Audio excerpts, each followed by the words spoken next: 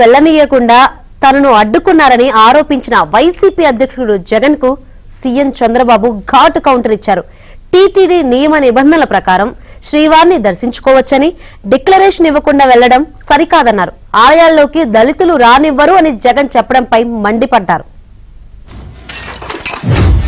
ఒక రాష్ట్ర మాజీ ముఖ్యమంత్రి అయిన జగన్మోహన్ రెడ్డికి తిరుమల తిరుపతి దేవస్థానంలో దేవుడిని దర్శించుకునేందుకు వెళ్తాను అనంటే, వెళుతున్న నేపథ్యంలో మీకు పర్మిషన్ లేదు, ఆ కార్యక్రమంలో ఎవరు పాలు పంచుకున్నా మీ అందరినీ అరెస్ట్ చేస్తాము అని గుడికి పోవడానికి పోతా ఉంటే నోటీసులు ఇస్తా ఉన్నారు. అక్కడ యాక్ట్ ఆఫ్ 30 అంటే 10 మంది గుమ్ముకూడకూడదని తీసుకొచ్చారు.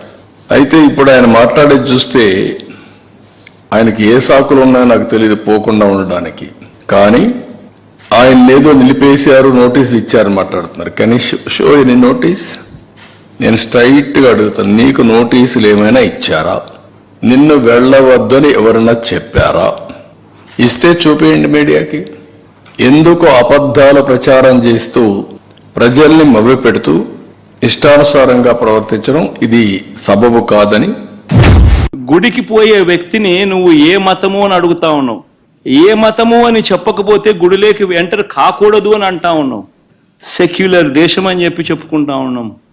ఒక ముఖ్యమంత్రిగా పరిపాలన చేసిన వ్యక్తి పరిస్థితి ఇదే అయితే ఇక ఆ దళితుల పరిస్థితి ఏమిటి? గుళ్ళలో పోగలుగుతారా? పోయే పరిస్థితి ఉందా? మతం పేరుతో రాజకీయాలు చేయడం ఎంత దౌర్భాగ్యమో. వేరే మతం వాళ్ళు పోయినప్పుడు అక్కడ సాంప్రదాయాలను గౌరవించి దాని ప్రకారం నడవడుచుకోవాలని చెప్పాం. అలాంటివి చెప్తే దళితులు రానిరా, దళితులు రాని ఎవరు చెప్పారండి? ఎవరు చెప్పారు మీకు? దళితులు రాని ఎవరు చెప్పారు? దళితులు పోవడం లేదా టెంపుల్లోకి? మీరు పోకుండా మీరు పోయిన దానికి కారణం మీరు ఎత్తుక్కుంటూ కావాలని బురదేసే కార్యక్రమాన్ని చేస్తూ మీరు ఇంకొకరిని మాట్లాడడానికి మీకు అర్హత ఎక్కడ ఉందండి? ఇతనికి ఒక అలవాటు అయింది రాజకీయాల్లో, క్రెడిబిలిటీ, విశ్వసనీయత లేదు. నేను అడుగుతా ఉన్నా నా మతం ఏమిటి, నా మతం ఏమిటి అని అడుగుతా ఉన్నారు. నా మతం ఏమిటని 4 గోడల మధ్య నేను బైబిల్ చదువుతాను, తప్పేముంది? బయటికి పోతే హిందూ సాంప్రదాయాలను నేను అనుసరిస్తాను, గౌరవిస్తాను. బయటికి పోతే ఇస్లాంను అనుసరిస్తాను, గౌరవిస్తాను. నా మతం ఏమిటని అడుగుతా ఉన్నారు. నా మతం మానవత్వం. డిక్లరేషన్లో రాసుకుంటానేమో రాసుకుంటా. నేను హిందూని, వెంకటేశ్వర స్వామి దగ్గరికి పోతాను, నేను ఓపెన్గానే పూజలు చేస్తాను. అదే మరి చర్చికి పోతాను, వాళ్ళ నియమాల్ని నిబంధనల్ని పాటిస్తాను. మసీదుకు పోతాను, వాళ్ళు గౌరవిస్తాను. మత సామరస్యాన్ని కాపాడుతాం, సొంత మతాన్ని ఆచరిస్తాం. There is nothing wrong in it. Why should we hide? ఎందుకు దాచిపెట్టుకోవాల్సి? నేను లోపల ఏం చదవాలి? You can read outside, nothing wrong. నేను తప్పుపడడం లేదు. కానీ లోపల మాత్రం చేస్తాను, బయట మాత్రం చేయను, నాది మానవత్వం అని మాట్లాడుతున్నాను. నేను మానవత్వం ఏంటి? మత సామరస్యాన్ని కాపాడడం మానవత్వం కాదు. మీరేమంటున్నారు? నేను ఎప్పుడో చెప్పాను పాబ్లో ఎస్కోబార్ అని. ఆ లీలల వల్ల, చేసిన అరాచకాల వల్ల ఒక్కొక్కటే బయట వస్తా ఉంటే ఇవి కూడా జరుగుతాయా అని మీకు ఆశ్చర్యం లేదు? జూలై 6న 2 ట్యాంకర్లు, జూలై 12న ఇంకో 2 ట్యాంకర్లు రావడము. ఈ 4 ట్యాంకర్లలో ఏదైతే వచ్చాయో అవి టెస్టులు ఫెయిల్ అయినాయి. ఈ టెస్టులు ఫెయిల్ అయితే మామూలుగా వెనక్కి పంపించే కార్యక్రమం జరిగింది.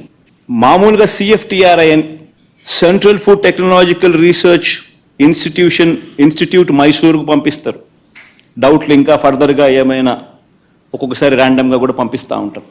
కానీ ఇక్కడ మాత్రం గుజరాత్కు పంపించారు NDDB. ఫస్ట్ టైం TTDలో జరిగిన ఘటన ఇది. ఎప్పుడు మైసూరుకు పంపించారు? ఎప్పుడు పంపలా? మైసూరుకు పంపలా, గుజరాత్కు పంపలా. NABL టెస్టింగ్ చేయించను దాంట్లో. మనం ఎందుకు చేయలేదో మనం కోసం చేసుకోవాలి. మన దగ్గరుండే దాంట్లో మామూలు టెస్ట్లన్నీ ఉన్నాయి, మొత్తం అంతా ఎక్స్ప్లెయిన్ చేశారు మీకు. కానీ NABL అక్రిడేషన్ టెస్ట్ లేదు, దాంట్లో అడల్టరేషన్ టెస్ట్ లేదు. ఎప్పుడైతే డౌట్ వస్తే అడల్టరేషన్ టెస్ట్కి పంపించని కాంట్రాక్ట్లో ఉంది. అది ఈయన ఈవో ఉపయోగించాడు. మీరు ఎందుకు చేయలేదు ప్రభు? ఏదో సింపుల్గా రిజెక్ట్ చేశామంటే కొన్ని పంపించారు, కొన్ని వాడేశారు. అడల్టరేషన్ ఎప్పుడు చూడలేదు కదా మరి. అంటే దాన్ని కూడా మభ్యపెట్టి మాట్లాడడం ఏంటి? అడల్టరేషన్ టెస్ట్ TTDలో ఉందా? ఆ వ్యవస్థ లేనప్పుడు వీఆర్ టాకింగ్. మామూలుగా ఈ టెండర్ల ప్రక్రియ, మామూలుగా ఈ తిరుపతి లడ్డుకు సంబంధించిన ఇవి కొనుగోలు చేసే నెయ్యి కానీ ఈ పదార్థాలు కానీ కొనుగోలు చేసే ఈ కార్యక్రమం 6 నెలలకు ఒకసారి జరుగుతూ ఉంటుంది. రొటీన్గా జరిగే కార్యక్రమం. దీనికి సంబంధించి దశాబ్దాలుగా జరుగుతూ ఉన్న కార్యక్రమం ఇది. ఇదేదో కొత్తగా ఒకరి వల్ల ఇప్పుడు జరుగుతూ ఉన్న కార్యక్రమం కాదు ఇది. 6 నెలలకు ఒకసారి ఈ టెండర్ల ద్వారా ఎవరైనా కూడా క్వాలిఫై అయితే ఎవరైనా కూడా పార్టిసిపేట్ చేయొచ్చు. ఈ క్వాలిఫికేషన్ క్రైటీరియా కూడా ఇప్పుడు ఏదో కొత్తగా పెట్టినట్టు అంతకన్నా కాదు.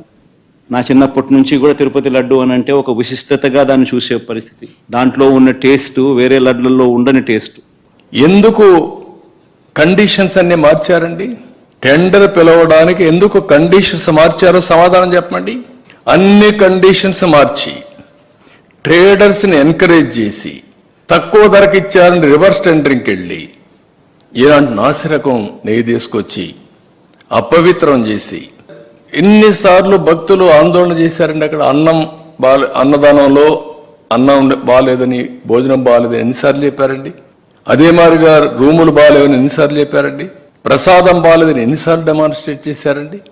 అలాంటి నాసిరకమైనటువంటి పదార్థాలను వాడి ఇలాంటి తప్పుడు పనులు చేసి ఇప్పుడు మాట్లాడుతూ ఈవో చెప్పలేదు, రిపోర్ట్లు లేవు, నేను మాట్లాడాను.